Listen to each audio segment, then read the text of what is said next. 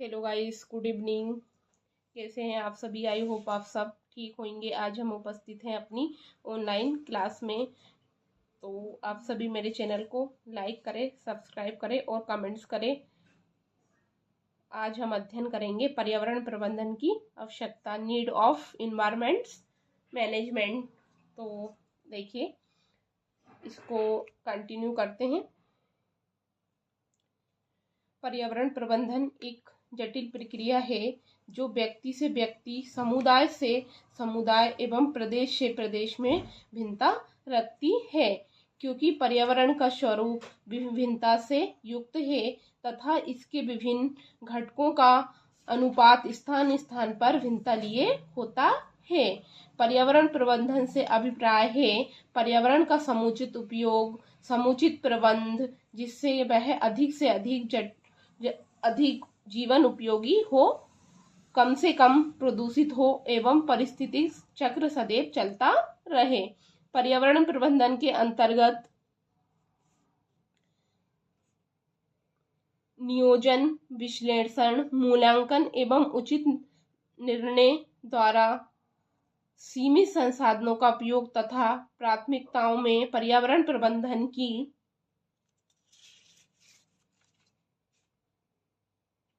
एकमात्र मार्ग है जिसके द्वारा पर्यावरण संकट को नियंत्रित किया जा सकता है। मानव ने पर्यावरण के निरंतर उपयोग से जहां प्रगति की है, वहीं अपने पर्यावरणीय ज्ञान में समुचित वृद्धि की है और आज वह प्राकृतिक एवं जैविक अंतर संबंधों को सूक्ष्मता से समझने में समर्थ हुआ है। इसके साथ ही उसने पर्यावरण का अधिकतम उपयोग करना आरंभ किया है। परिणाम स्वरूप उसके प्रभाव न केवल संपूर्ण जीव जगत पर अपितु पर्यावरण के घटकों पर भी पड़ रहे हैं। जीवों एवं पादपों की अनेक प्रजातियां विलुप्त है एवं संसाधनों के समाप्त होने का संकट दिनों दिन गहराता जाता है। अतः पर्यावरण प्रबंधन आज की प्राथमिक आवश्यकता है। इसी के साथ आगे देखते हैं। आइए, पर्यावरण प्रबंधन का मूल उद्देश्य प्राकृतिक संसाधनों का युक्ति संगत उपयोग, शारीरिक एवं मानसिक स्वास्थ्य की रक्षा, आर्थिक मूल्यों ने नई दिशा प्रदान करना एवं शुद्ध पर्यावरण प्रदान करना है। इसमें प्रशासन, स्वयंसेवी संस्थाएं एवं प्रत्येक व्यक्ति की भूमिका महत्वपूर्ण होती है। यदि हम पर्यावरण की शुद्धि चाहते हैं तथा कालांतर में उसे स्वच्छ एवं स्वास्थ्यवर्धक बनाए रखना चाहते हैं, तो हमें इसके प्रबंधन पर समुचित ध्यान देना होगा। आगे देखते हैं। पर्यावरण प्रबंधन से संबंधित मुख्य बिंदु निम्नलिखित है। पर्यावरण के विभिन्न घटकों को प्रदूषित होने से बचाना। नंबर 2, मानव एवं पशु पक्षियों की पर्यावरण प्रदूषण से रक्षा करना। नंबर 3 में हम देखेंगे विलुप्त होती हुई प्रजातियों का संरक्षण करना। नंबर 4, विभिन्न सरकारी एवं स्वयंसेवी संस्थाओं में पर्यावरण प्रबंधन हेतु समन्वय करना। 5 है विकास योजनाओं का पर्यावरणीय प्रभाव के दृष्टिकोण से विश्लेषण करना। 6 है पर्यावरण संबंधी राष्ट्रीय नीति निर्धारण में सहयोग प्रदान करना। 7वां जो पॉइंट है वो है पर्यावरण की गुणवत्ता बनाए रखने हेतु सामयिक पुनः निरीक्षण की व्यवस्था करना। पर्यावरण संरक्षण एवं प्रबंधन हेतु पर्याप्त मानवीय एवं संस्थागत संसाधनों को जुटाना। 9th में देखेंगे जनमानस में पर्यावरण चेतना जागृत करना तथा पर्यावरण शिक्षा की व्यवस्था करना। 10th प्रबंधन हेतु किए गए उपायों के परिणामों की सतत जांच एवं सुधार करना।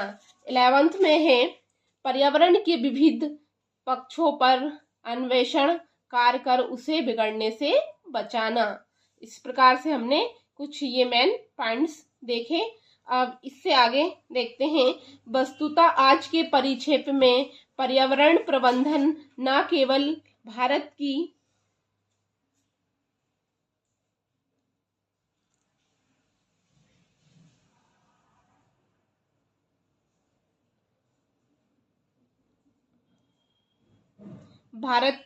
वरना संपूर्ण विश्व की एक बड़ी आवश्यकता है। अतः इस पर समुचित ध्यान देना नितांत आवश्यक है।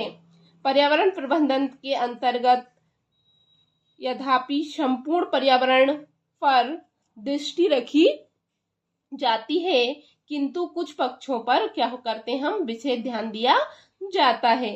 ये वे पक्ष हैं जो परितंत्र को नियंत्रित करते हैं, जिनका मानव पर प्रत्यक्ष रूप से प्रभाव पड़ता है। ये क्या करते हैं, परितंत्र को नियंत्रित करते हैं और मानव जाति पर इसका प्रत्यक्ष रूप से प्रभाव पड़ता है, तथा जो सामाजिक एवं आर्थिक विकास को भी क्या करते हैं, प्रभावित करते हैं। ये प्रबंधन दो उपागमों में हो सकता है। ये जो प्रबंधन है इसको दो उपागमों में हम देख सकते हैं।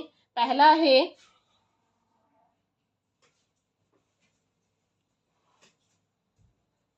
परिरक्षात्मक उपगम और दूसरा है प्रकृति का अंधाधुंध शोषण न करके उसका संरक्षण करना। तो वो पहले देख लेते हैं परिरक्षात्मक उपगम। मानव को पर्यावरण के साथ सामंजस्य की शिक्षा देना है ताकि उसे प्रकृति की प्रक्रियाओं में अतिक्रमण न करके उसके साथ समायोजन करना चाहिए। परंतु यह पूर्णतः संभव नहीं है, क्योंकि प्रकृति के उपयोग द्वारा विकास होता है और विकास का प्रभाव प्रकृति पर पड़ता है। दूसरा देखते हैं प्रकृति का अंधाधुंध शोषण न करके उसका संरक्षण करना। क्या करना हमें, प्रकृति का अंधाधुंध शोषण न करके उसका संरक्षण करना है। दूसरे शब्दों में विनाश रहित विकास आवश्यक है।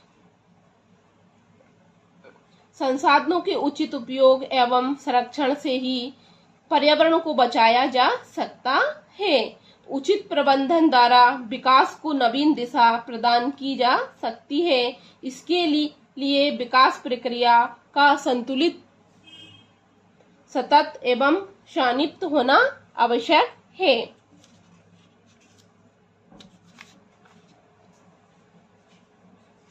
पर्यावरण प्रबंधन एक महत्वपूर्ण पक्ष प्रदूषण नियंत्रण है। क्या है, पर्यावरण का एक महत्वपूर्ण पक्ष प्रदूषण नियंत्रण है। अधिकांश प्रदूषणकर्ता उद्योगपति अथवा समर्थ व्यक्ति होते हैं। जो उद्योगपति क्या करते हैं कि जो उनका बेस्ट होता है वो प्रदूषण नदी नालों में डाल देते हैं।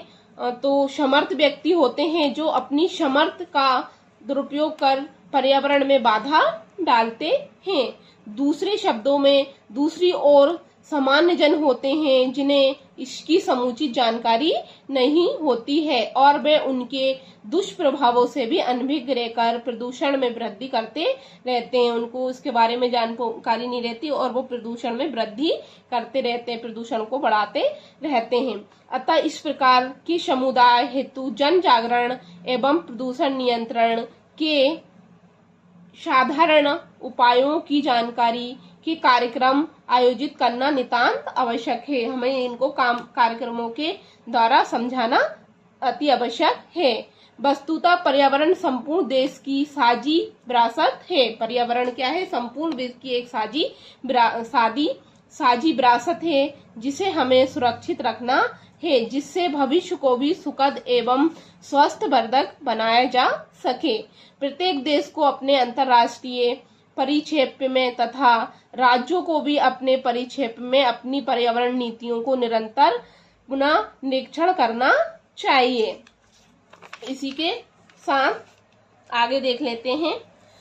और प्रत्येक नागरिक को भी अपनी भूमिका समझनी होगी। यहाँ पर क्या करना है, प्रत्येक नागरिक को अपनी भूमिका समझनी होगी, तभी हमारा पर्यावरण प्रदूषण से मुक्त होकर स्वच्छ रहेगा। तभी जो हमारा पर्यावरण है जो प्रदूषण से मुक्त होकर स्वच्छ और साफ रहेगा और हमें भी स्वस्थ एवं सुखी रखेगा। अगर हमें सुखी रहना है तो पर्यावरण को क्या करना है, हमें प्रदूषण मुक्त रखना है।